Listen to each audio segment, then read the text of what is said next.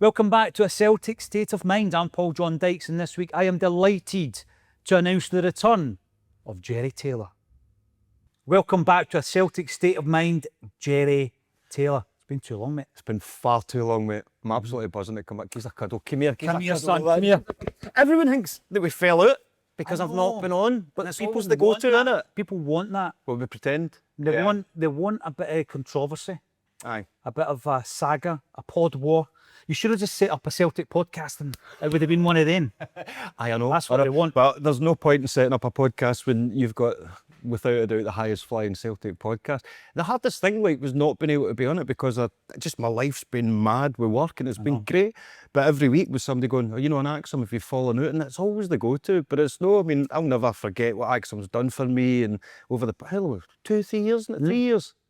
2 years since I first came on. Yep. So it's been great, and I've missed it so much. But I've been living in. I had to move into a caravan, and the Wi-Fi wasn't great. And then obviously my daughter was coming along, and I had to focus on all that. And so many plays coming up, and I just decided to take a few months out. But I've been watching. Say most of them. It's a daily thing, isn't it, to stick it on in the background? And yeah, aye, it is. I mean, even coming in today, I'll listen to Kev Graham talking to John Hughes. Oh, you didn't, did you? I did. Well, I kidding. And I love it, right? Because I remember in the very early days of its inception, and Kev will actually tell anybody this because he's seen the book. I've got a leather-bound brown book. Always keep journals, right? No diaries. There's no secrets. It's plans and to-do lists and shopping lists and all that. And there was a list, and it was Celtic State of Mind. Wasn't quite sure what that actually was. I knew what the concept was, but I didn't know if I was going to write a book called that or if it was going to be a video short, a documentary, but I knew I was going to do something called A Celtic State of Mind. And back then I plotted out a plan, and it was going to encompass things like charity, content, because I was writing books at the time, and that's just a form of content, film, art, music, theatre, the whole thing's all written down in this book, and it's all come to fruition in one way or another. I was saying that before we went live there. We've actually hosted 2 art exhibitions. You know what I mean? We've released... And I didn't even know about this. I know, but it's all going to be on the website. We're building the website as we go. And all the stuff that we've done in the past that some people might not be interested in, that's fine. But I think what it shows is that it's really a broad church, the Celtic fan base. Absolutely. I think it's a creative place to be. If you're a Celtic fan, it's creative. Definitely. You know, the Look at artists, Twitter. the actors. That as I well. know. Aye. I mean, humour, comedy, all that stuff. Celtic fans have got it nailed. So I think the website eventually is going to be a wee hub for that kind of thing. You know, you'll be able to go in there and buy a ticket for a Celtic play that's maybe been written and directed by Jim. You'll be able to go in there and buy a book that's been written by Kevin. It's all going to be in that one place. But I only discovered this the other week, and I'm not lying, right, that The Glory and the Dream charted in the official UK chart, right? I didn't even realise So where'd the that chart? was a thing. Right, let me tell you the full story. Right, Because if I okay, just give okay. you the number, you might think, right, okay. really? Does that even count? Right? But we released the song for charity. We had heard that St Mary's down in the Carlton, the birthplace of Celtic, were seriously in debt. And I didn't know the politics around a chapel falling into debt. I just thought, right, if there was something needed and you didn't get whatever came in from the parish, I just felt that you would go to the Catholic Church and they would sort you out or whatever. I honestly did naively feel that's how it worked, but it doesn't. There's a lot of politics and red tape. So it's kind of fallen into disrepair, got to the point where they couldn't even switch on their heating, Jerry. So we went down for a meeting, and a beautiful place, such a historic place. There's an incredible energy to it because that's, the actual hall where the meeting took place is no longer there, but the chapel is. And there's been so many funerals for ex-Celts, legends, held, the services that have been held in that place. And we went down and it was such a sad thing. So we decided we're going to raise money. We're going to use our platform for a positive kind of end result. And we ended up raising 30 grand, of which I think they needed 14. I think it was 14. But we ended up raising 30. And part of that was, we didn't go to the Bahamas with the change. We gave them all. We gave all the money to the chapel. We released the song, The Glory and the Dream. And there's a whole backstory to that, which I'll not bore you. You can still get that on YouTube, can't You can still watch it. Glory and the You can Dream. still stream it. You can even download it. And it came out, and obviously the thing now with music is that you kind of got 1 week at it. As an independent band or label, You've got 1 week of a chance to make an impact, and then after that, it'll kind of like disappear and get into another thing, right? Because you don't have the big kind of like marketing team behind you. You know, imagine back in the day. I remember a story about Creation Records. It was What's the Story, Morning Glory, and it went #1 in all these different regions. And there was a big meeting because Sony owned Creation by this point. Why is it not selling as much in Germany? All right, so what should we do? Well, you'll do anything to make it sell. So they gave away a free Oasis t-shirt with a purchase of the CD, and it went to #1. So you've got budgets. We had nothing. We had nothing. So we noticed that it got to number 16 on the iTunes download chart. And I thought, oh, that's brilliant, right? And it got to #1 on the rock iTunes chart. And it was at Christmas time, and we were above Mariah Carey. At Christmas time? At Christmas time. So, come on. you know, so I was happy with that. I was thinking to myself, that's my accolade. I'm going to be happy with that. And then we're actually working on our second single, right? And all will be revealed. Working on our second singles, I had to You go doing back lead into my vocals? account. Tambourine. Yeah, I had to go back into my account, which is like a place where you release the music to all the different platforms. And it was only then that I realised The Glory in a Dream charted in the official UK charts at number 94. That's amazing, by the way. 94. Now, I looked at it, I was like, right, definition of a chart hit, right? So I looked that up, apparently, top 100. Well, if top of the Pops was still about, they would have named you. Did not used to name the 100 going all the way They only down? did the 40. Oh, They you're on the did the top of the top Pop 40. standard then. So I wouldn't have been on top of the Pops. To be fair, after some of their hosts, I don't think you would have wanted. Probably not. And then, but when I was looking at, right, chart hit for charity, for a Celtic-based charity, that's sensational. So when we're talking about Acsom and how it started and it was in this wee brown book, to get it into the charts wasn't really one of the aims, but we did it. It's happened. We might do it again. You just never know. Because we've actually got a bigger following and a bigger audience now than we did 2.5 years ago. But through that, I Met Yourself. And I think what it did though, it started attracting people who were like-minded, as I say, Celtic state of mind. Yeah. You're a creative person.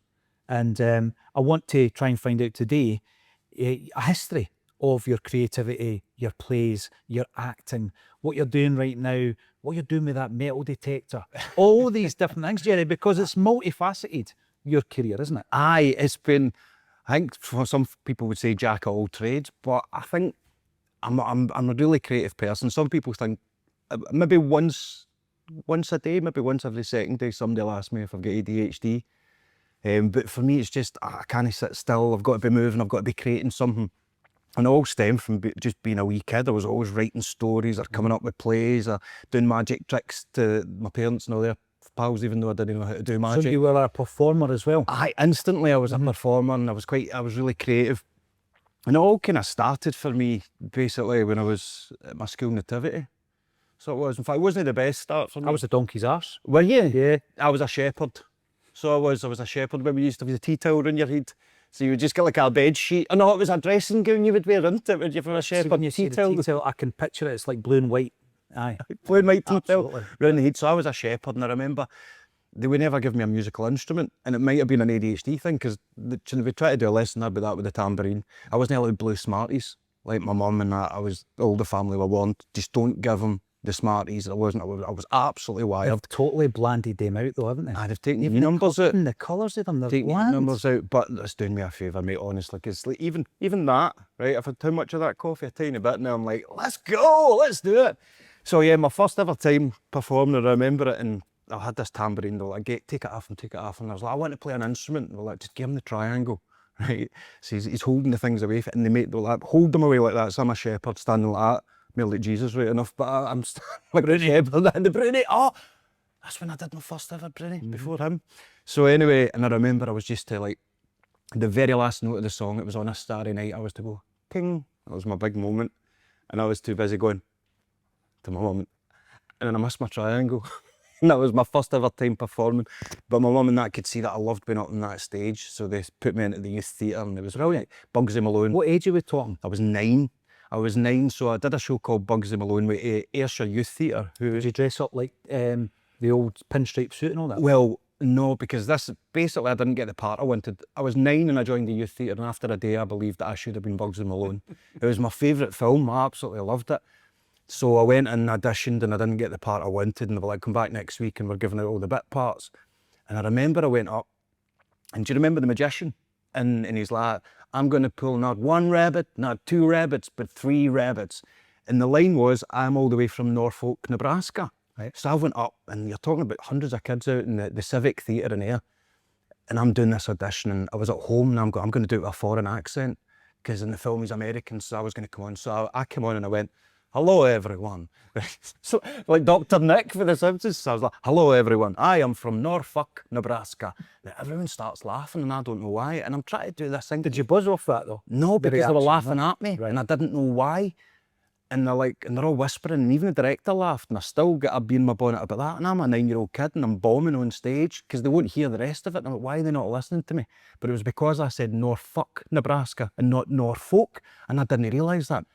And I didn't get the part, but I knew if they'd listened to the rest of it, I'd have got the part, because it was really, really good. And my wee pal, Janine, got the part. She was amazing at it. And I just remember going, felt so hard done by. I didn't get Bugsy Malone, and I felt like I had the right to get this part. I was only 9. And I didn't get that part, so I kept chipping away. And over the few weeks, I was in the chorus, and they were like, oh, there's a part here, he can do this bit parts. I played a lot of wee bit parts, but there was this one scene, and it's where Bugsy Malone and Blousey are queuing up for the audition, for this big audition at Fat Sam's. So the director needed a line of auditionees, so he's like to the parents, just get them like dressed as a clown or come in or as a magician, something. So I says to my mum, I was like, I need to show them what I can do. And my mum, honestly, my mum's my biggest fan. If it wasn't for the bank of mum over the years supporting me and getting me out of holes, she's my biggest fan. She tells me as it is, and she's kept my confidence going. There's so many times I've tried to walk away. So my mum's like, right, why don't you go as one of the Chippendales? Remember the Chippendales back in the day? Of course. Now, you think about me, so my mum got one of my school shirts. And we're not talking the 2 cartoon characters. Not talking the cartoon, you're talking about the... Now, you think of me, I was built like the side of a £5 note. I was tiny, skinniest, wee freckle-faced kid. Curly hair, it was like I had a perm. And my mum was like, right, so you cut the cuffs off on the collar, and I had a pair of wee boxers and the bow tie. And I went full on, right? And he didn't see this costume till we turned up. And then the first show, it was sold out. And it's the first time I ever realised and found out what upstaging was. So I went this line and the curtains opened, and you've got this 9-year-old boy, Bugsy and Blousey, trying to do this big scene, really important scene about the love story of it. And I'm just going like that, and I did this, and all I heard was, woof. And I went, oh, one movement of my arm did that, the power I felt, and I just went, and I loved hearing people laugh. I hate sadness around me. So I went, I wonder if I do it with 2 arms. Boom, woof. And I just started giving it the whole Hulk Hogan. Whoa! And they're laughing because it's the skinniest wee kid. But I knew that. And I'm like, oh, if I pretend to be something I'm not with confidence. And I've never felt so. I felt like a Chippendale. I felt that big. And I came off stage and I was buzzing. And one of the cast went, director's absolutely furious with you. And I was like, what for? And they went, you upstage Bugsy and Blousey. I didn't know what that meant. And I was like, I never said anything to them. So I'm crying backstage. I'm breaking my heart because I went from such a high to such a low. But then I thought, then the director came in, it's all right. He could see I was upset. He was going to give me into trouble. And he went, look, just see tomorrow, do exactly what you're doing, but at the times I tell you to do it, when they're not talking. And I went, right, okay. And I went, and that was my first note I took on stage. And I went the next day and I listened. Once they stopped speaking, I did it. And in my timing, I realised I'd timing them. And I came, my mum, her mascara was dripping. And she was so proud. She went, to see my son get all these laughs at 9, and that's when I realised I just want to make people laugh for the rest of my life. And I think I get caught up in that over the years. I wear my heart on my sleeve, mate, you know that. And I think it makes me a target at times.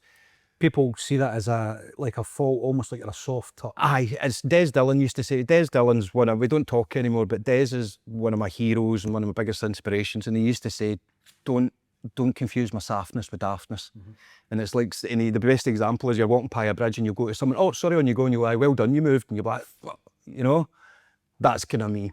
And I'll give and I'll give and I'll give. And sometimes I'll just let things get on top, and then I'll just say something and folk go, well, that was quite sudden, but it wasn't, it was a build up. And yes. Anyway, that's a different story. But so then that was me. I absolutely loved it. And I was like, I'm going back to that youth theatre every time. So I was 9 years old. And then we did show after show, and I would always get the wee bit parts. And I just kept fighting and fighting to get these parts, and I never got them. And I never knew why, and I actually hated this director for a while, even though he did a lot for my career. I would say my early career, and helped me fine-tune some things. And it wasn't until we were auditioning for Little Shop of Horrors, and it was my favourite film, mate, Steve Martin playing the dentist.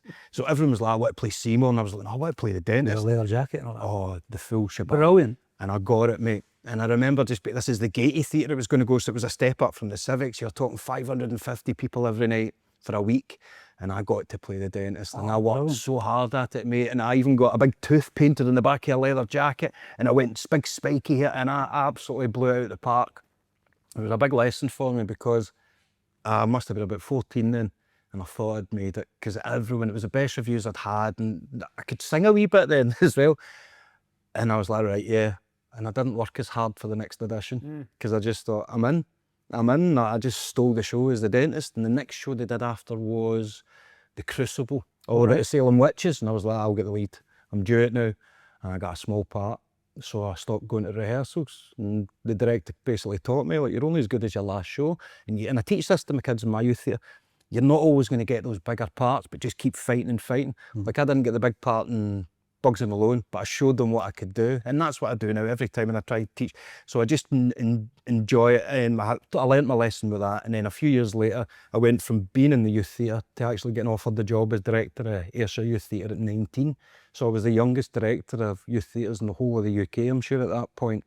And I've been teaching kids ever since that day, basically, in and out, obviously going away working and stuff like that. And now I've got Ayrshire Youth Theatre that I've got with my business partner Abby Watson. Abby Grayland's a married name, and the two of us just, it's what I love to do most just now, mate, because very much like Brendan Rodgers, he loves to work with the younger team, and to watch the young players develop.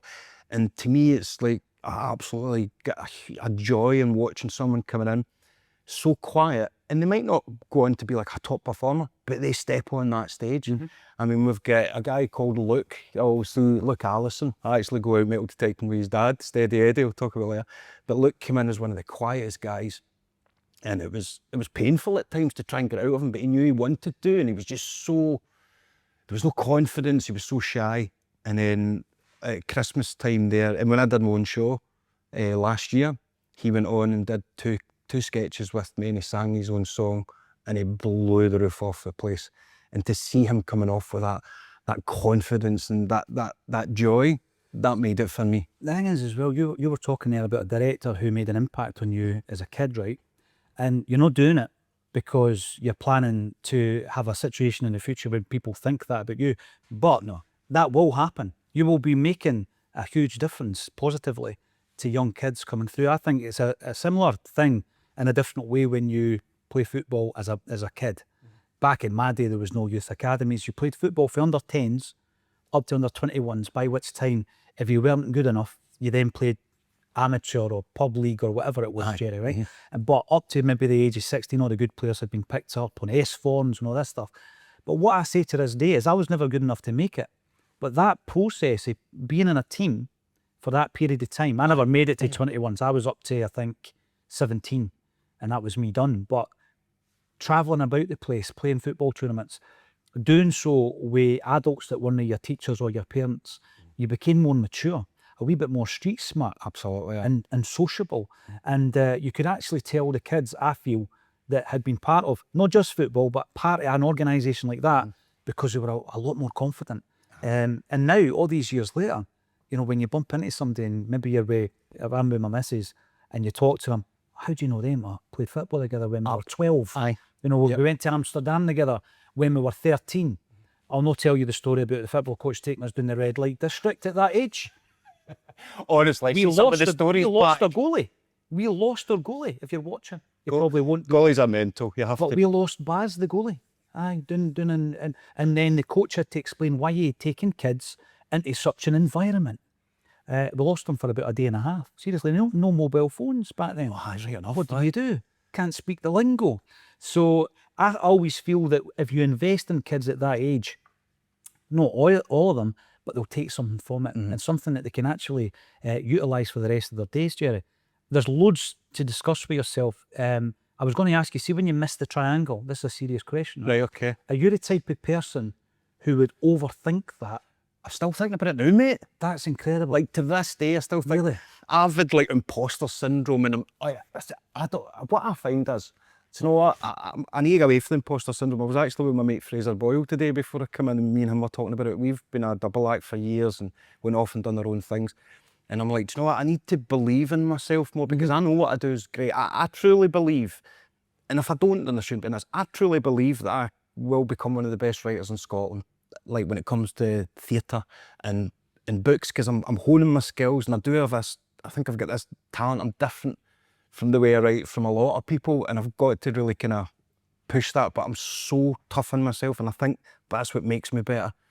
What I found in this industry, and I'll probably ruffle some feathers with this, but the ones that say they're so good are the ones that really aren't. But I wish I had their confidence, because if I could put that confidence in when I'm so glad you said this, Jerry. honest to goodness, mate, in this industry, like the whole theatre industry, I'll come to it. I will be getting out of the industry in a couple of months, because I'm taking a year out because I need to, because of the type of industry it is.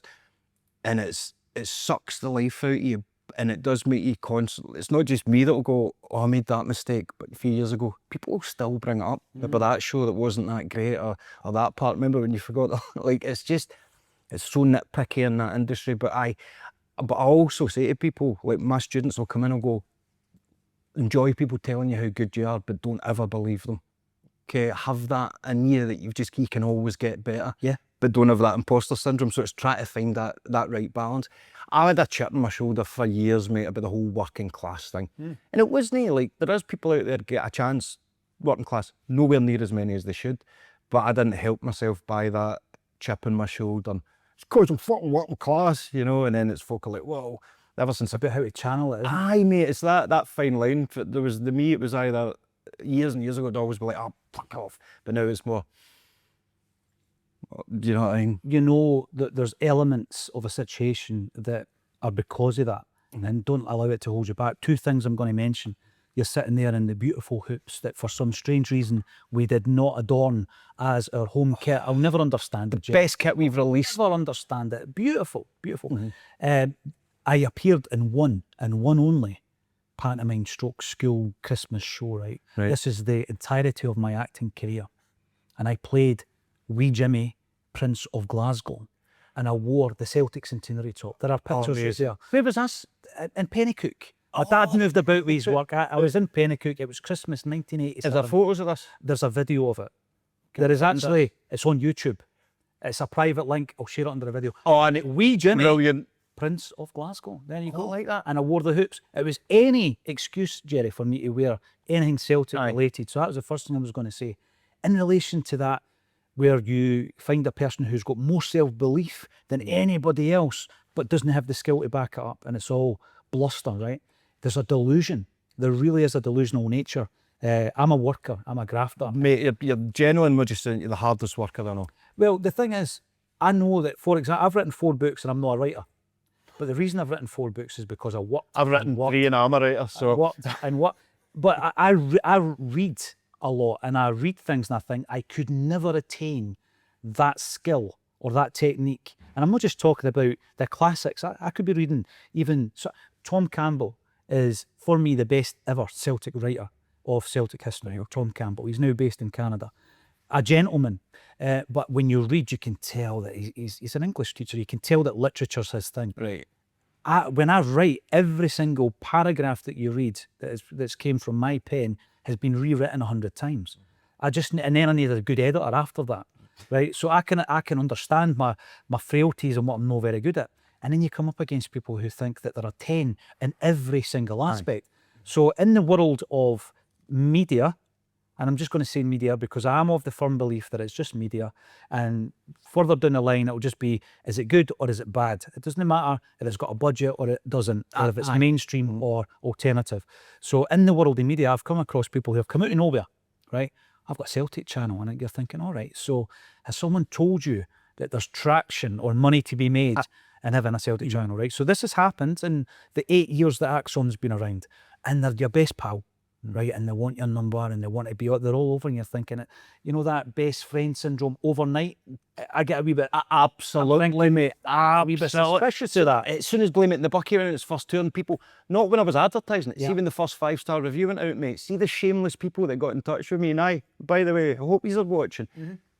Did they have any interest in me so far? And all of a sudden, nothing, mate, nothing. And all of a sudden, it's like this overnight success thing. I mean, it's not even accept. I've still not made any money on the shows I've done, right? It's all about getting it out there and getting the name. And hopefully this will be the first one. But it's like the shame in it that that's one of the reasons I went out as well.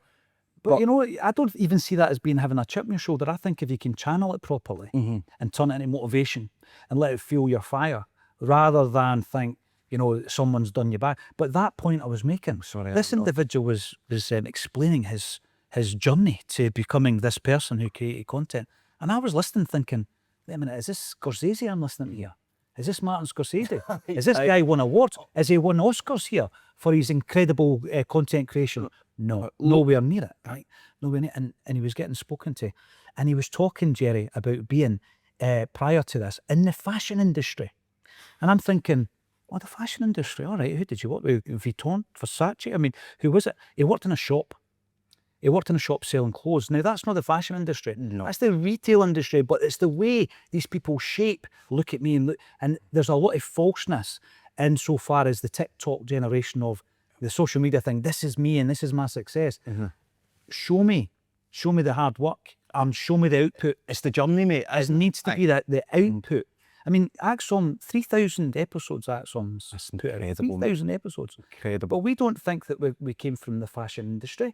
It's like, come on now, let's be a bit realistic. Folk want to start their podcast and be instantly as successful as you, and that's what people will message me saying, oh, how did you get that into the pavilion? Well, first off, what I did is I went bankrupt twice in 20 years.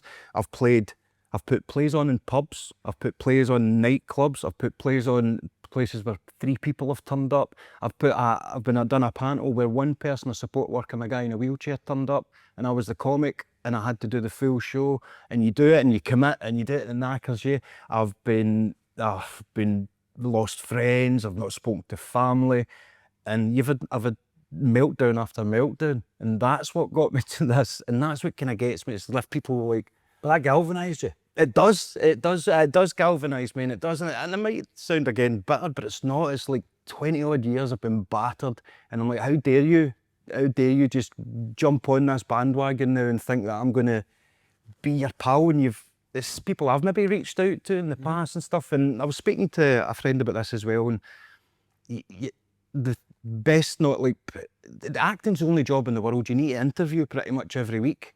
Like, you interview for a job, right? And it's like, oh, I got the job. You'll be in it for a few years. You go for and you're getting told maybe once a week you're not good enough for something, and it could be because of how you look, you know what I mean, or how you dress, or how you walk. So it's really tough for me because of my personality to take that rejection. So I thought, working for myself and doing my own writing. When I put my own shows on, I would go backstage and I'd go to lunch with the techs, and I'd spend time with the techs and how do you do this and how do you do that, because I knew that if I was going to do this, I had to do it my own. So I know how to work a sound desk, lighting desk. I know what that does, what that projector does, and over 20 years, the pain that I thought I was going through was actually the best training, because now I'm producing my own shows and I can help out if a tech's stuck and all that. And if my techs were to walk out, I'd still be able to work my show. But did I come across a bit angry? No, it's not. Because it's about channeling, Jerry. And the point I was making was about kidology and I know that people say fake it till you make it and all that kind of stuff. But let's be realistic about this. There's no output. There's no productivity. Whereas every single day we're at it. And we have been for 8 years. Right. And that's the only reason that we've been able to grow a Celtic state of mind and meet the people like yourself and loads of people who actually tune in. And then say to ourselves, well, there's a platform here and we reach out to a lot of Celtic fans, like-minded Celtic fans. Let's do something positive, right? And that positivity could be something like the charitable work that you do, right? Because why wouldn't you? If people are willing to help, why not just harness that? I mean, it's not me that's giving the money. It's all the other people, but we're helping to raise it. And I love that, because Celtic and charity comes hand in hand. It was all part of this thing. I love that you guys still carry that on, and I'm sure Celtic are doing loads of charity work as well, but to see that, it just means it keeps you that pride and remembering why you love the club and what it's all about. And Absolutely. aye, Absolutely. And then if you can help someone, and this is the big thing, we've always tried to help in terms of maybe a graduate coming through. Well, we've got a platform, you can go to a press conference, you can do this and you can do that. And what you find is that those willing, not the kidology, not the faking it, those willing to take that will go and achieve something. And what I found with yourself, this is where it's leading, is that there were opportunities. There's always opportunities, but what you did is you grasped them. And before you knew it, right, you're interviewing Scott Brown, you're interviewing Brendan Rodgers, you're organising, without any involvement in me whatsoever, interviews with Fran Alonso up at Celtic Park, which he did without the club's permission, by the way. By the way, I'm happy with that. That is, my proudest moment is by getting snuck into Celtic Park and doing the interview with Fran Alonso. It wasn't so much snuck in, but I went for a quick word with him, and he's like, and it was at the training part when he was training, and he's like, so what does he want to do? I said, well, it'd be great for a quick word, but I'd love to just get a proper one-to-one with you.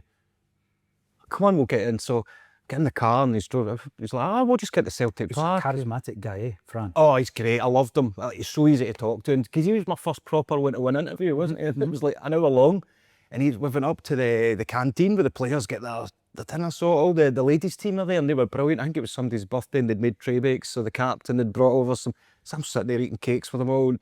We'd set up just in front of the Jock Stein sign as well, and it was amazing. And it didn't feel like work, because I was really interested in his story and what he had to say, and it was great. And that could have started on if I enjoyed that one. And then you were so kind to send me along to the Brendan Rodgers one, and Cameron Carter-Vickers was there as well. Before you get to Brendan, so sorry to interject, but No, we need to talk bromance first. So my point was, in a roundabout kind of way, you can give opportunities, but it's about taking them and grasping them. Aye. And my experience of you is that if I give you the ball, you'll run with it. Aye. So the Brendan thing, though, before we get to the press conference, you already had history with Brendan.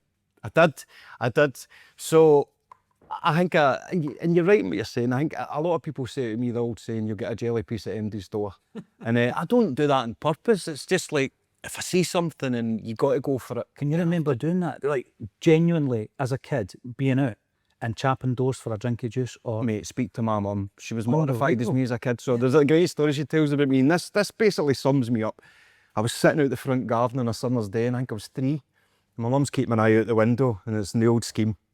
You know, those old windows you would pull up and just looking out. She says, this old guy's walking past, and he just starts chatting away to me and gives me a sweet. And I'm like, well, thanks. And he walks away. And my mum's like, Christopher. That's when, you know, when it was my Christian. It was a Christian. She's like, get in here. It's like, oh, I'm in trouble here. I'm in trouble. So I went in, 3-year-old. I don't remember this. When my mum tells it, she's like, what have I told you about taking sweeties from strangers? And I've said to her, he's not a stranger. I spoke to him yesterday. I got one yesterday for him. Right, so I showed another sweet. And I remember she put these 2 sherbet lemons up there and wouldn't let me eat them, just in case, stranger danger.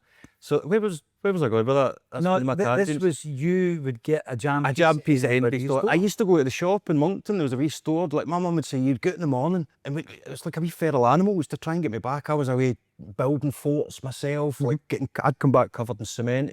She says I'd come back covered in head to toe in cement one day, and my dad was like, have you been on that building site? And I'm like, 5, big brown eyes, white head to toe, and I just went, no. What makes you say that? Yeah, if it wasn't that. So I was all about something. I would go to the shop and go, you get any black bananas? Because I would always know when the bananas went black, the shop would be chucking them out, and they'd go, aye, and they would give me. I'd be walking about like Mowgli for the jungle, but walking about Moncton, just eating bananas, and folk would just give me. And I was always so independent that way as a kid. Industrious. Everything was a drama. Industrious. Aye, everything was like a play in my mind, and like I always pictured it was just me in the world, and that's what my new books, kind of that apocalypse books, kind of from those days as well.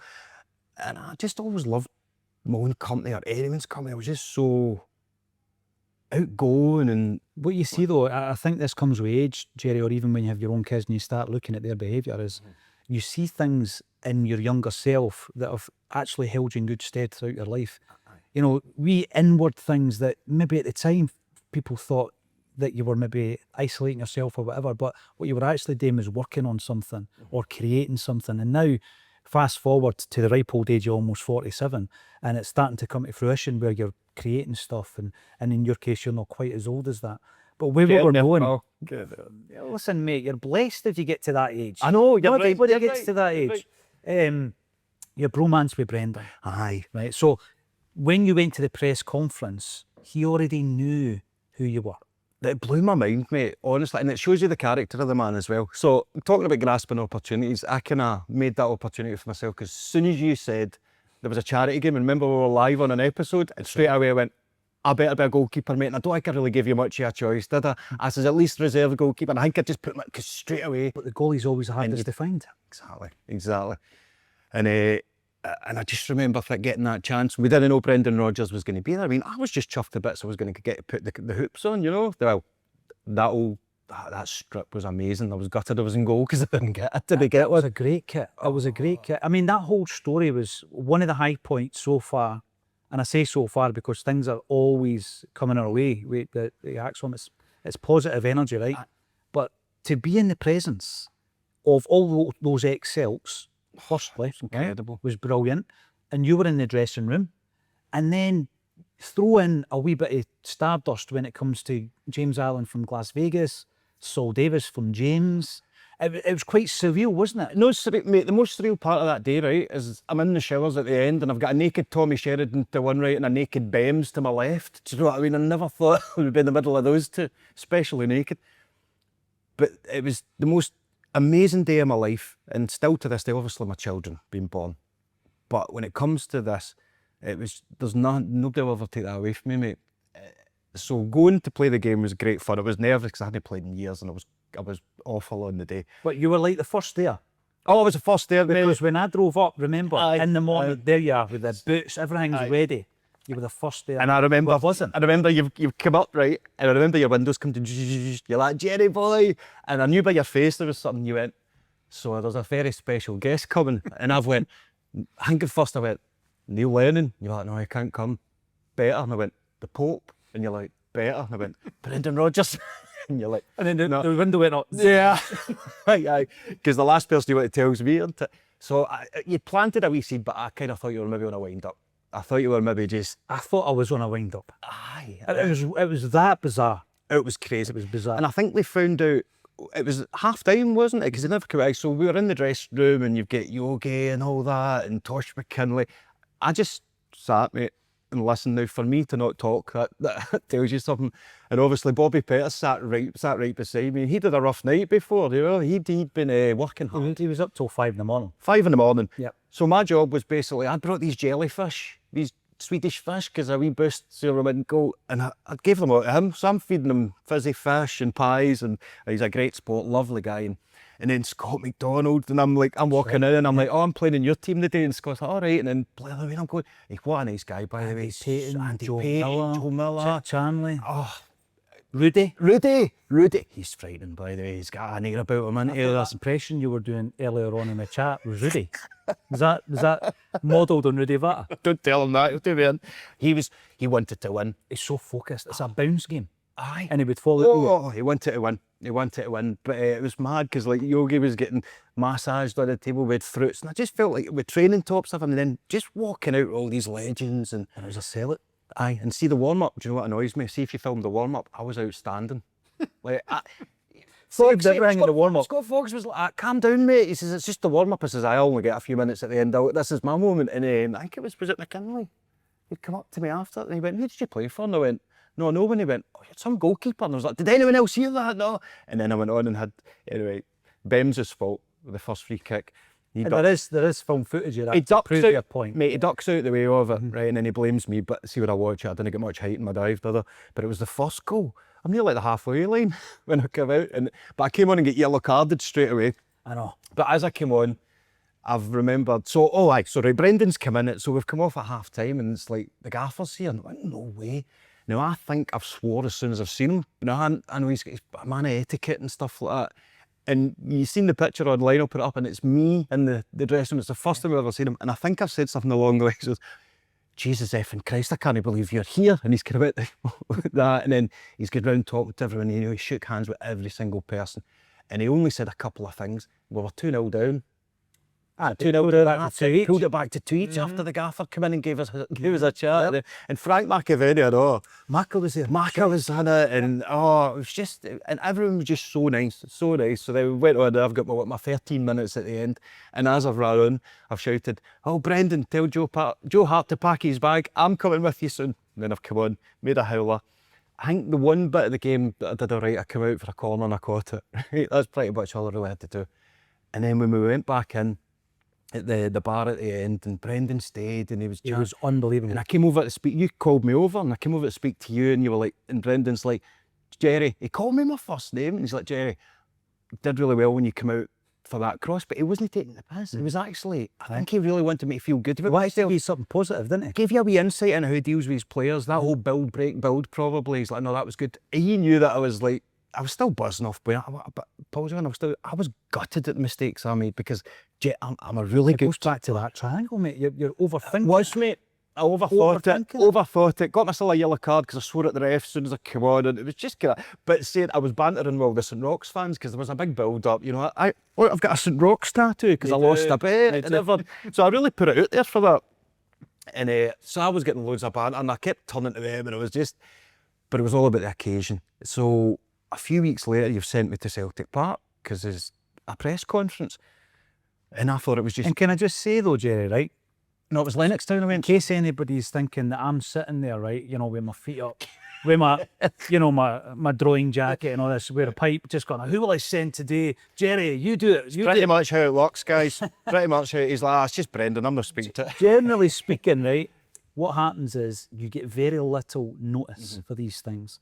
And because I'm not based in Glasgow, it's sometimes impossible, even if I was to drop what I was doing and jump in the car, to be there on time.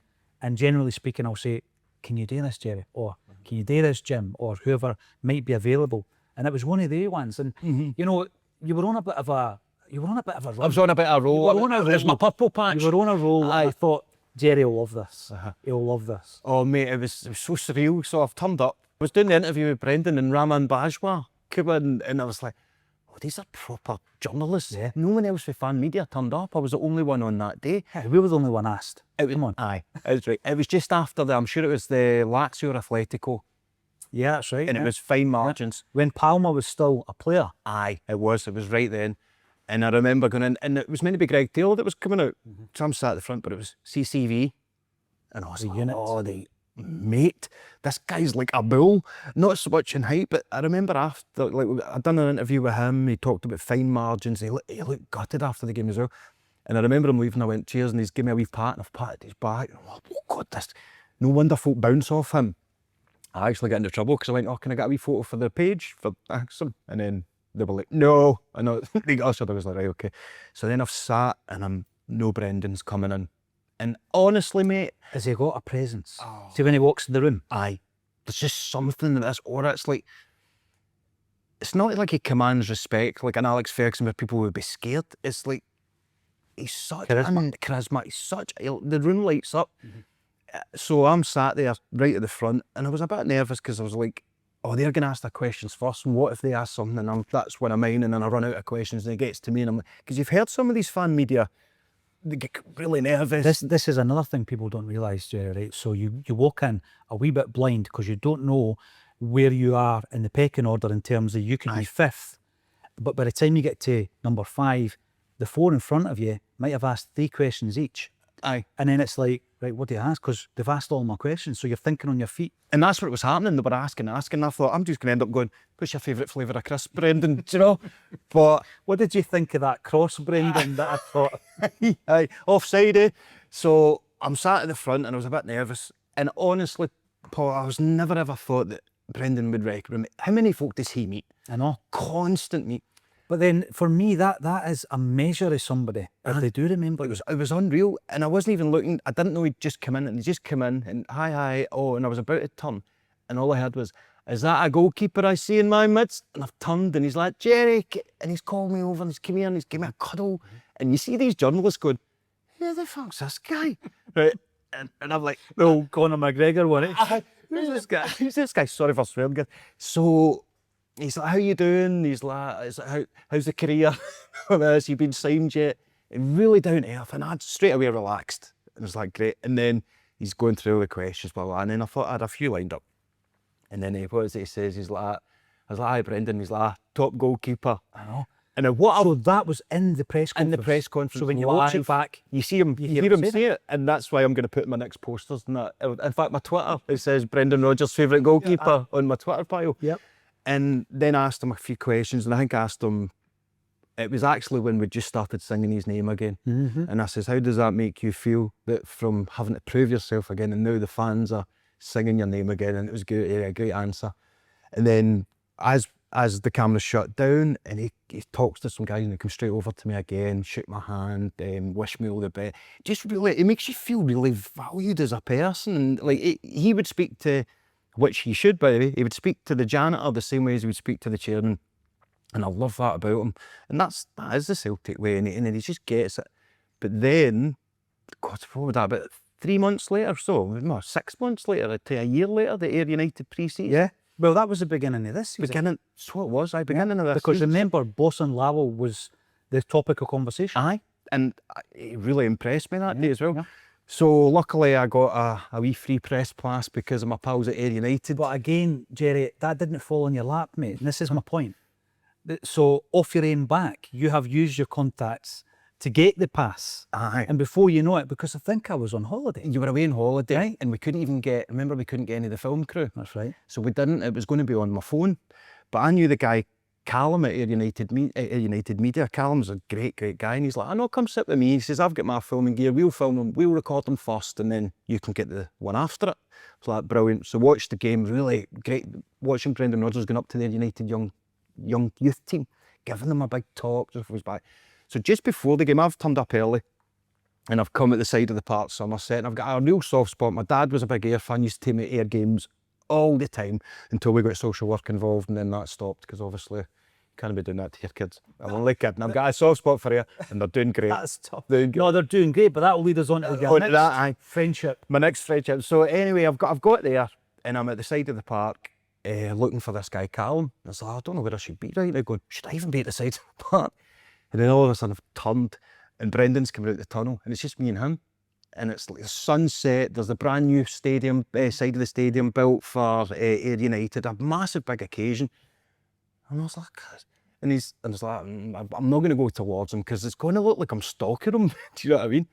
And then I've just kind of did that, I won't look, and he's just went, aye. He's like, are you here for a game or something? And I laughed. I was like, I'm still waiting for the contract. And he's like, come here.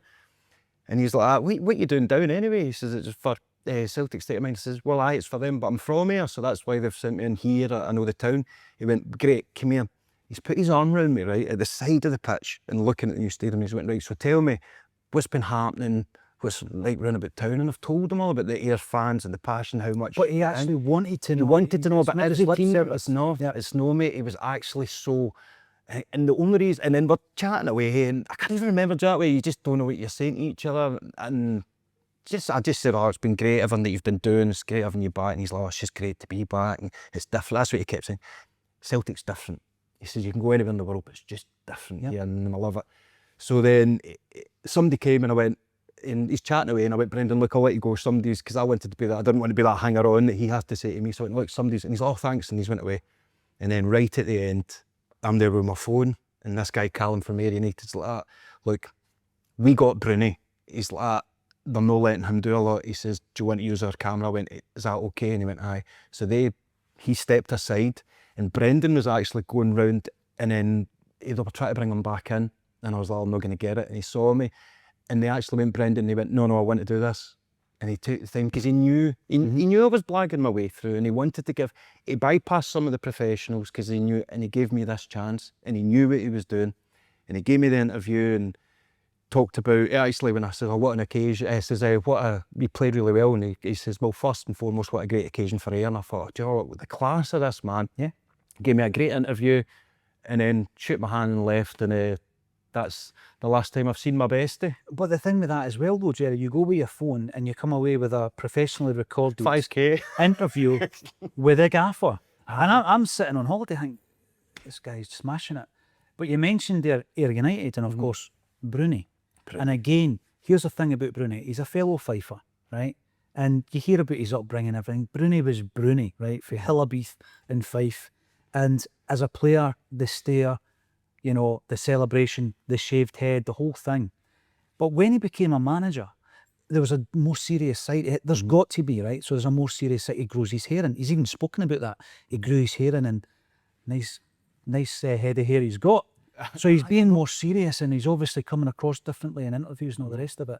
Within 5 minutes, you've got him speaking about boxing a kangaroo. Do you know, I never thought I was going to get up to talk about it. I never thought. But you just saw that, and the mask slipped a wee bit, and he was dying to talk about it. If you watch the interview at the start, watch him look me up and down. He's sussing me, and it's like, and I still got a chill when I watch it. I go, oh, I just get the Bruni stare. He's checking your Adidas trainers, maybe. Yeah, he does.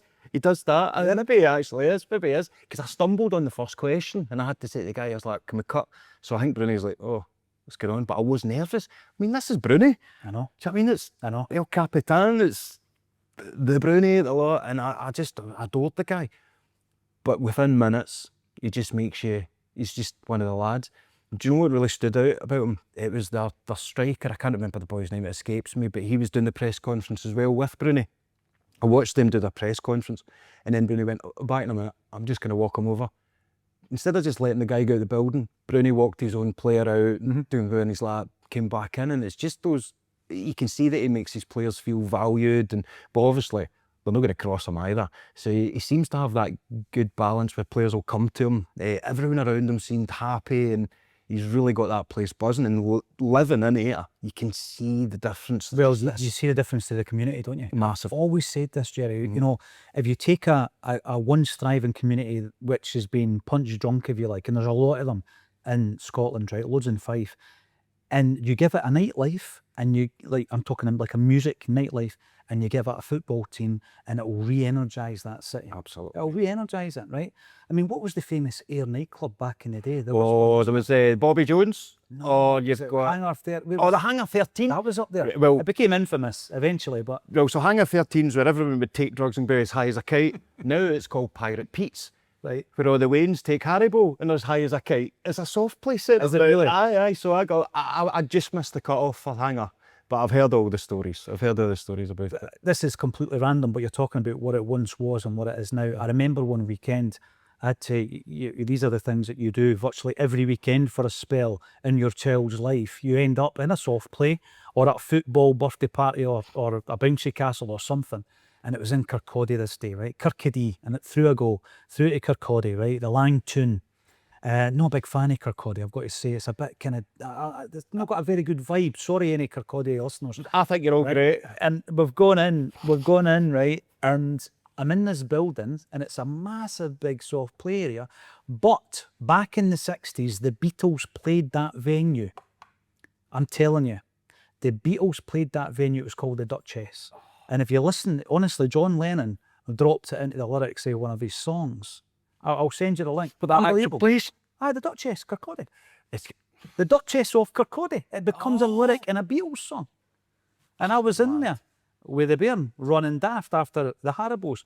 But what I was getting to there is the fact that you managed to take an opportunity and you've ran with the opportunities.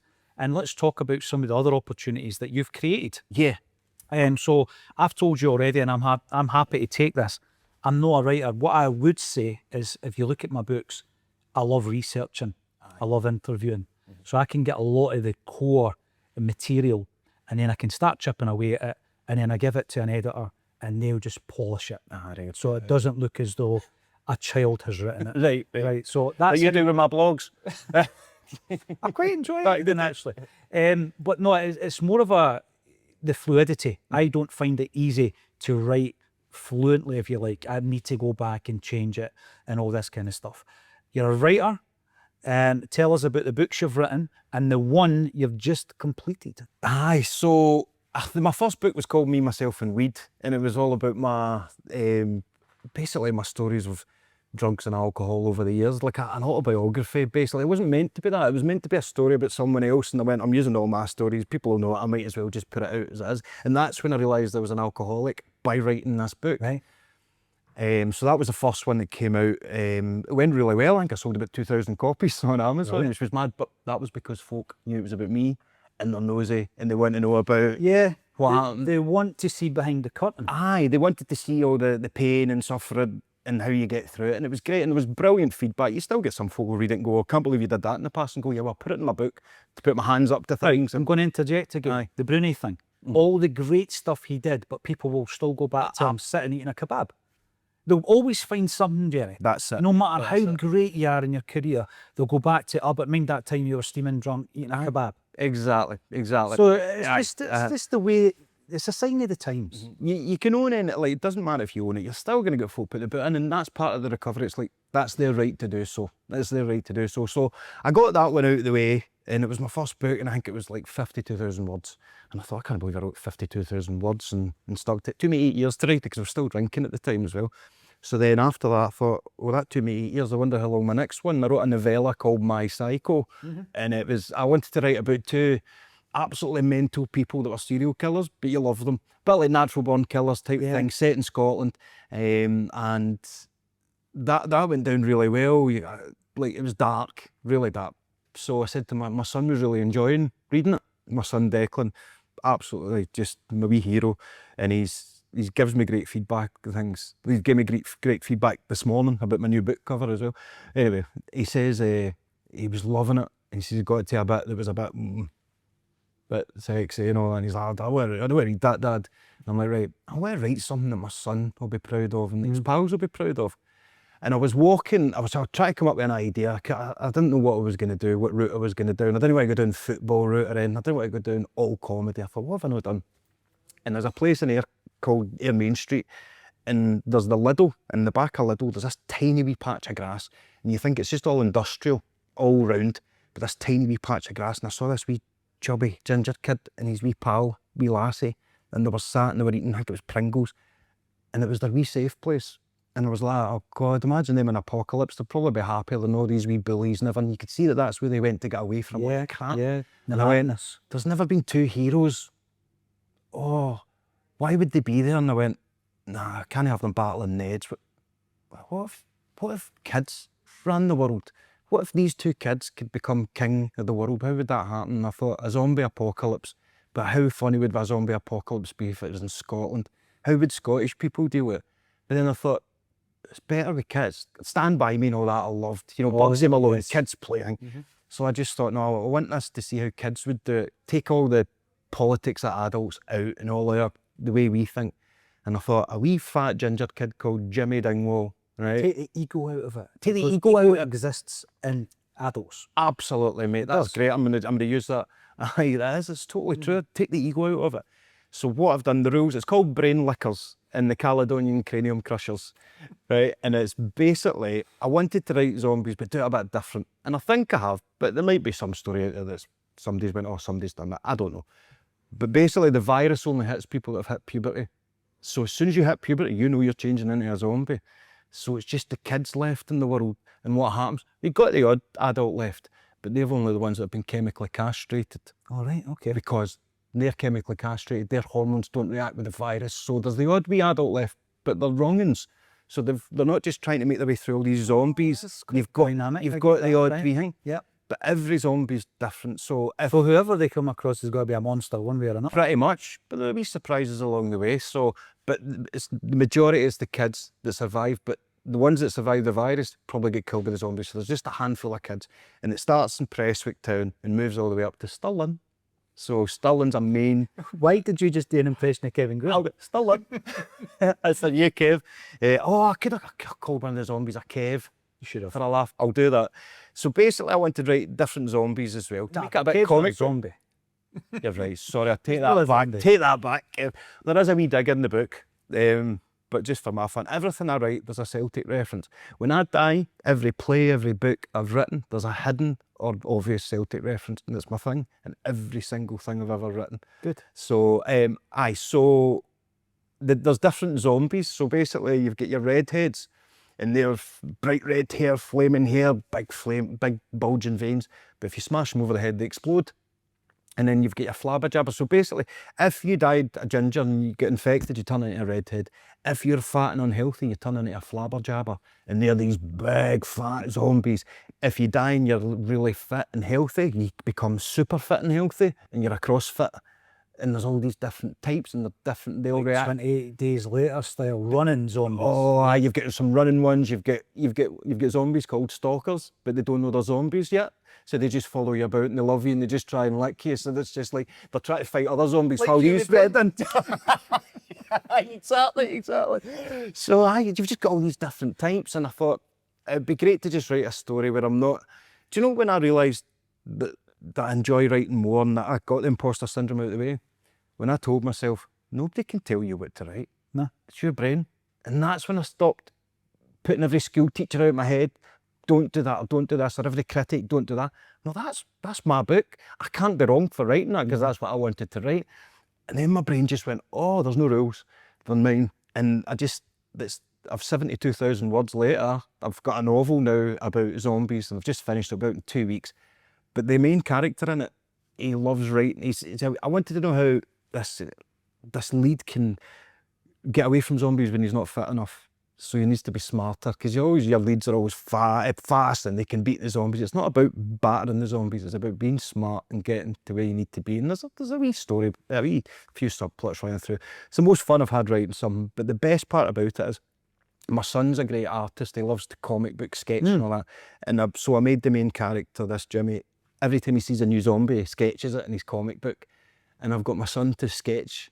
I've told him what the zombies are and he's sketched them all, and you're going to see the comic book through the book, and that's my son. So it's the first time me and my son, a wee collaboration, and that'll always be there. So even if I sell one copy, I've got that forever. Outstanding. I want to sell 1 million copies, so it's coming out in 2 weeks' time. Link under the video. Link under the video. Well, there won't be, I've not put it up yet, I've not published it yet. It will be in a couple of weeks. We'll link the video to your socials.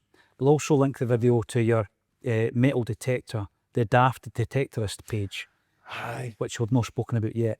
And then we do need to speak also about, you've touched on alcohol addiction, right? And how to positively use your creativity into making something out of that, which you have done, right? Blame it on the Bucky. Now, before we get into this, right, the Buckfast is something that anybody in Scotland watching this will be well aware of. But I mean, it doesn't travel as far as some would maybe imagine, and it's not as popular elsewhere as some people might think, and it's quite notorious. There's a notoriety about Buckfast tonic wine, made by the Benedictine monks of Buckfast Abbey in Devon, but made popular by the population of Scotland and certain populations within Scotland as well. The electric soup, the the hoosh juice. I mean, Rambo juice, we've got so many different names for it. So it's one of the ones, it's almost like a rite of passage growing up in Scotland, because it is a cultural thing that people are drinking Buckfast. And now looking back, I'm thinking, did you ever enjoy that? Did you enjoy drinking that entire bottle of Bucky? Or were you doing it because it was that rite of passage? I'm not too sure. What was your relationship as a kid or a younger Jerry Taylor? What was your relationship with Buckfast Front Bloom? We had a love-hate relationship. I loved it and it hated me. I hated the first few bits. The neck. You'd force yourself to drink the neck, but as soon as I got that warm glow, that's what it was all about for me. So for my alcoholism stems remind me where I was going with this, talking to the Buckfast. So when I was 6, I became an alcoholic, and going to AA is when I realised, I always thought, oh, there must be a reason. It must be because of one of the dark times that happened to me. It's an excuse, it's an escape. It wasn't. It's because I absolutely loved the feeling of being pissed. And I accidentally got drunk when I was 6 years old. I was staying at my papa's house and I got up in the morning and I was watching Who Framed Roger Rabbit. I might have told you this before, have I? What a film. Amazing film. So I'm watching Who Framed Roger Rabbit, and remember there's a scene where Bob Hoskins and he pours whiskey out a decanter. And I was like, oh, that's right. And I looked and I went, my papa's got that decanter. He's got that orange stuff in it. He had whiskey, so I poured that, eating my Cocoa Pops and my Rice Krispies, 6 years old, right? My gran's away to church, my papa's in his bed, and I'm just watching this. So I'm going, that's why I made that face. But then I went, I'm like the actor. And I've drank about that of whiskey, mate, right? I'm walking about pissed, 6 years old, and I remember how I loved that feeling. So then, as you're getting older, 7, 8, 9, all the family parties, you walk around and all your cousins pretending to drink people's beers, but I was actually drinking them. So from 6, So you got a buzz out of it? got a buzz out of it, and I always loved that glow, and that takes me to the Buckfast. It was like, get through that neck. I've never liked to taste the alcohol, never ever. You force yourself. I think a lot of people do. Oh, a beer, that's what you're taught as a man's drink, and you don't like the first bit, you force yourself to like the taste. And I bet there's still guys out there, I reckon 50% of men don't like the taste of beer until they've had their first couple, and then, oh, it's all right, can't taste it now. Because that's what you're taught. So I would always just love the feeling of getting drunk. And there was one time I was out my paper run, and I fell off my bike, and my elbows hit into this bush, and I heard clunk. What was that? And I've pulled out. Somebody stashed their cargo. It was a bottle of Orange Mad Dog 2020. And you're talking 7:30 in the morning. Green. It was green. It was green. But it's 2020. 20, and it's like 7:30 in the morning. And I went, oh well. So I drank it. I went, well, I tanned the full bottle, mate. Woke up in a shed in a place called Moss Bank. Now, I must have been looking for my Uncle Rab's house, because I thought if he finds me, he'll be all right. I woke up covered in sick. Right, what was I, 12, 13? Now you think, that's alcoholism. That's like most kids would go, but I'm meant to be at school. I woke up and it's like 11, 12 in the afternoon. I'm like, I don't know how I got in this. I don't know where my paper bag is. I don't know where anything is. I sick, and I went back and lucky my mum and dad are at work, and I went, oh, the fear. At 12, I've got the fear. And I'm like, oh, the teachers. I was never reported absent. And my mum didn't find out about this until my book came out, and she's like, I would never have known. Incredible. So it was constant, mate, and it was like, everything came hand in hand. I would always be the guy going, we're having a drink, just thought it was the norm, and it wasn't. And things got worse and worse. I was never I'd never like got out in the morning, put for the paper run. I've never craved alcohol, but I've forced myself to drink it to stop feeling the way I feel, or to take, I've always got 10 radios on in my head. Some of them are louder than others. Sometimes I can't turn other ones off. So that seemed to help.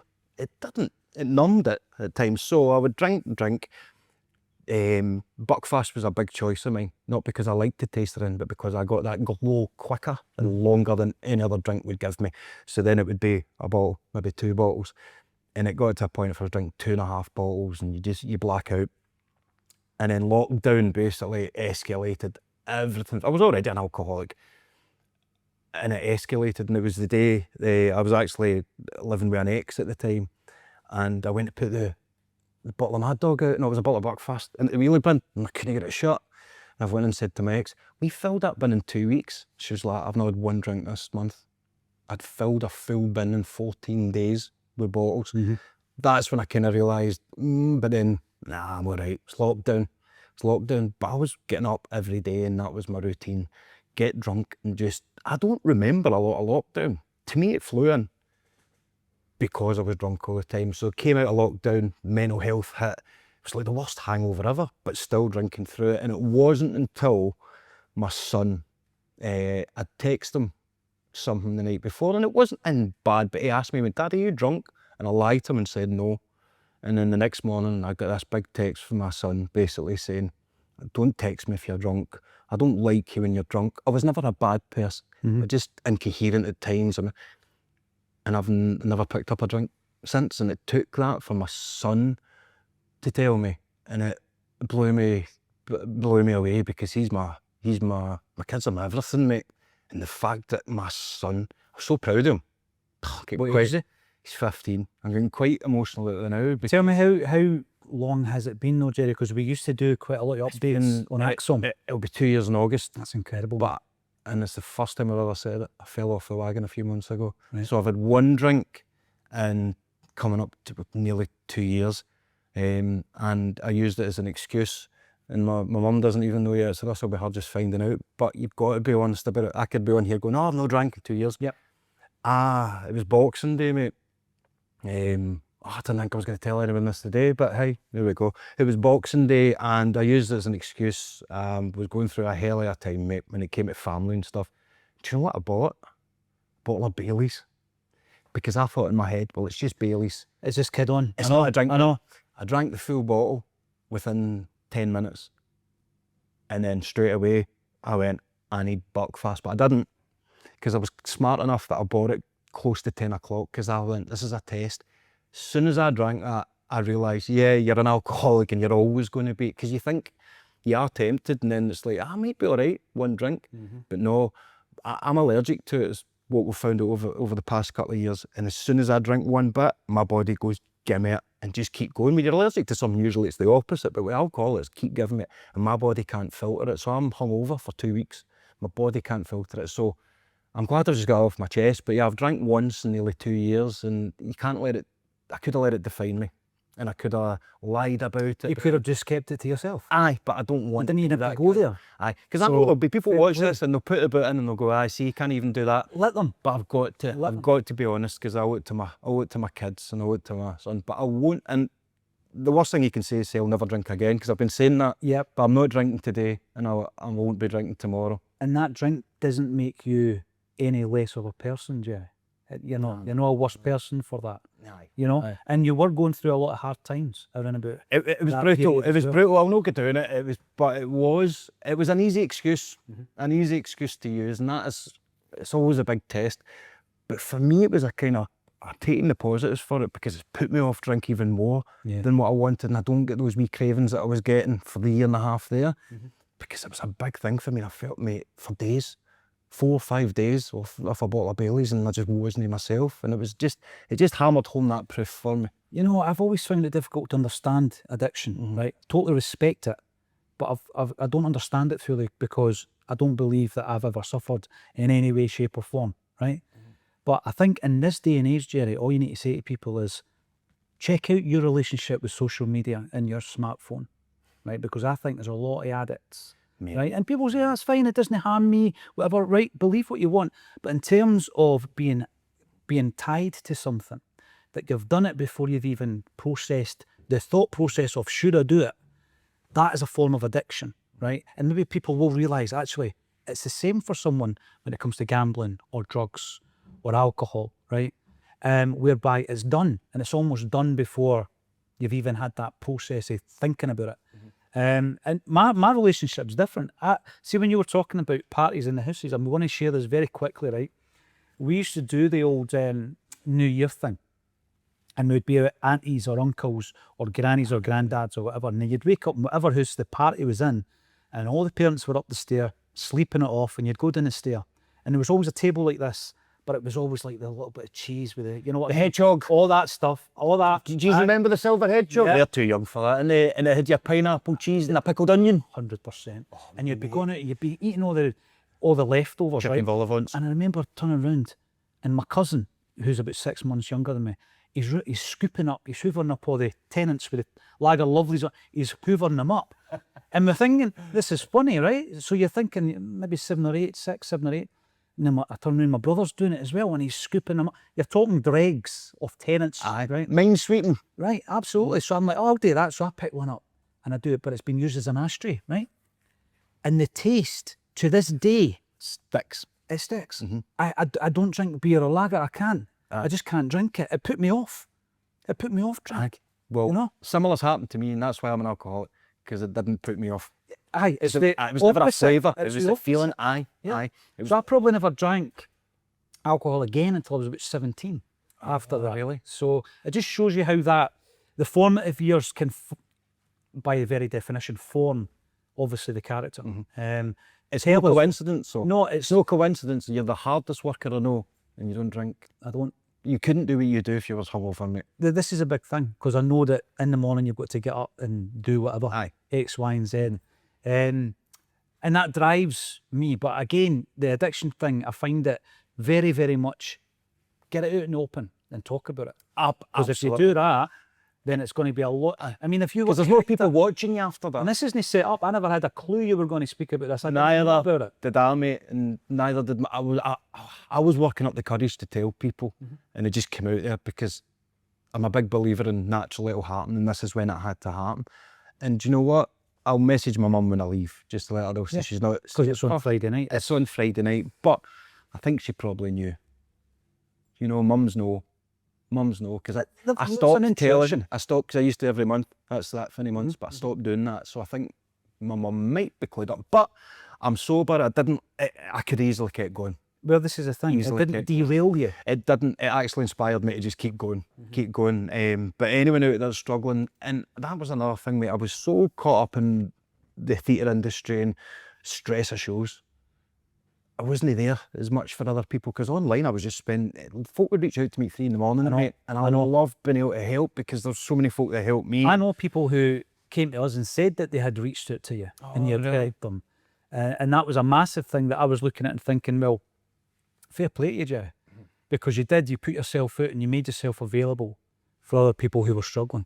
Because we've got to do that for each other. It's not just alcohol. Recovery is not just about yourself, because if you are helping other people around you, it helps with your recovery. It's not a, look at me, I'm going to help you. It's like, God, I know exactly how you feel. I'm going to be there for you. And that's why we blame it in the Bucky. Originally I was going to make it Buckfast the musical, and I was going to do this big jukebox musical, and but as I'm writing, I'm going, the dad Archie, so basically, we'll talk about that now and just tell you. So absolutely, yes. Basically the story, it's on at the Pavilion the 11th and 12th of April in a few weeks, and it toured last year and went great reviews. I mean, it's the first time I take one right now. It blew up, mate. Absolutely blew up. We're getting 5-star reviews. I didn't even need to pay for any of these ones this time. So it was actual reviews on proper things. And then I mind giving my pal a book who was a football fan and saying, go and give me I'll give you the book, but give me an Amazon review, and he gave me 4 stars. And I was like, mate, I wasn't wanting to see your prowess as a reviewer. Just give me 5 stars. Aye. Oh, so I was quite overwhelmed. You know what I'm like, do you want to come across like that? But I'm not very great at taking compliments either. So I was like, oh wow, this is really blown up. And then Jamie at the Pavilion, lovely guy, came out his way to watch it just to see if it would fit, and he loved it. And I think somebody said it's what was the best? You actually sent me the comment, and it was basically could be an all-time Scottish classic. And I was like, wow, I couldn't believe it. But then I went, do you know what? I do believe it, because I believe in my writing.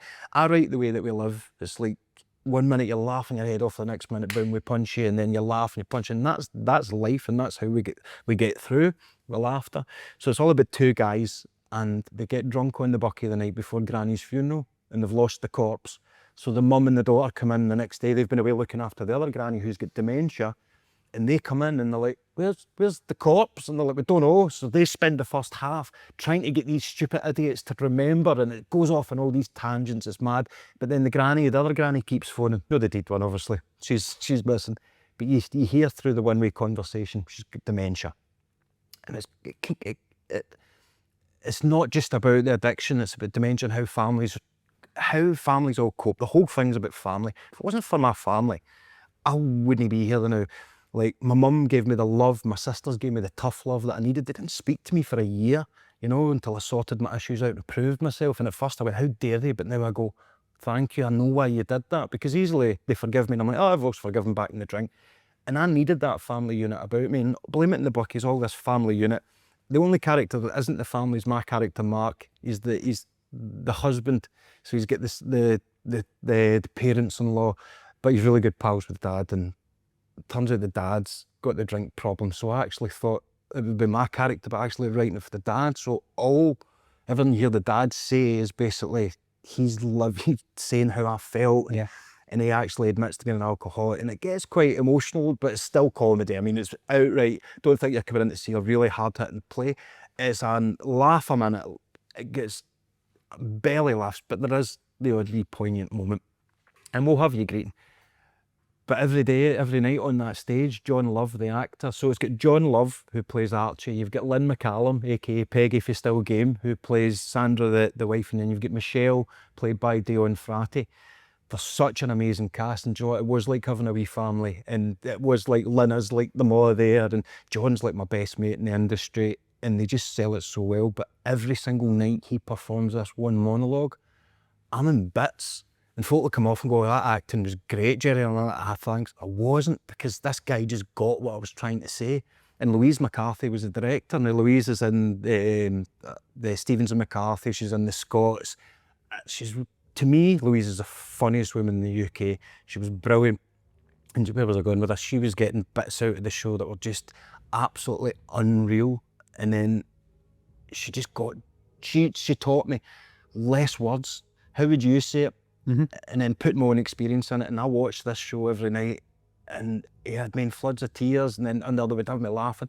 They knew how much it meant to me, so it was so tough to have a director in the cast putting something on where the writers actually, it's his experience. But it's been good. There's some music come in there. You hear that? I know, they're soundtracking you. I know, that's a nice wee underscore for the emotional bit. So yeah, I thought I'll put it all into one. I was doing the Billy and Tim brand, and it's like Celtic, the other club, and it's like, that's the brands. What else does Scotland love? and that is Buck fast, and I went down the Bucky route. By accident, you've got to get, I got the right title, and by accident it became something about my life.